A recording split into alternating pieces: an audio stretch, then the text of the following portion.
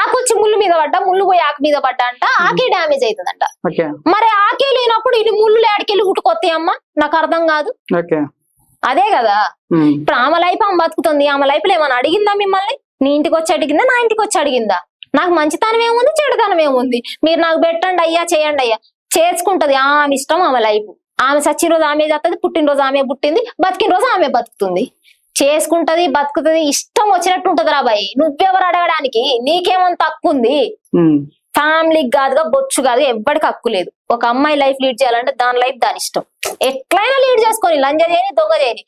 ఇప్పుడు నిజానికి మేము ఊర్లలో ఉంటాం కదా, మొగుడిని పెట్టుకుంటారు. ఏడొక మొగుడు ఉంటాడు, ఏడొక మొగుడు ఉంటాడు, ఒక 4 మొగుళ్ళు ఉంటారు ఒక్క లంజకి. ఇది వీళ్ళకి తెలుసా? మేము సోషల్ మీడియాలో ఉన్నాం కాబట్టి మా గుద్ద దెంగిడ్స పెడతాం.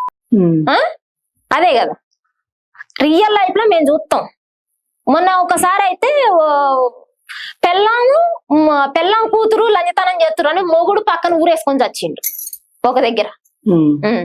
అది తెలుసా మరి పోని వీళ్ళకి? ఆమె ఏం చేసింది? ఫోక్ డాన్స్ చేసుకుంటా, ఎక్కడో ఆమెకు నచ్చిన పని చేసుకుంటా, ఆమెంతటా ఆమె బతుకుతుంటే ఇలా కొత్త కన్ను వారాకనా అట్లాంటి మాటలు మాట్లాడేది. దేనికి? పనికొచ్చేటి ఏమైనా ఉన్నాయా దాంట్లో? ఇప్పుడు అదే మనిషి నువ్వు ఇప్పుడు ఎట్లా నెగిటివిటీ స్ప్రెడ్ చేస్తున్నావో, ఆ మనిషి డౌన్ లో ఉన్నప్పుడు కూడా నువ్వు చెయ్యగలుగుతావా, ఇయ్యగలుగుతావా, నువ్వు మాట్లాడా మనిషి గురించి. తప్పు లేదు అసలు. మీరు దేనికి పనికొస్తారని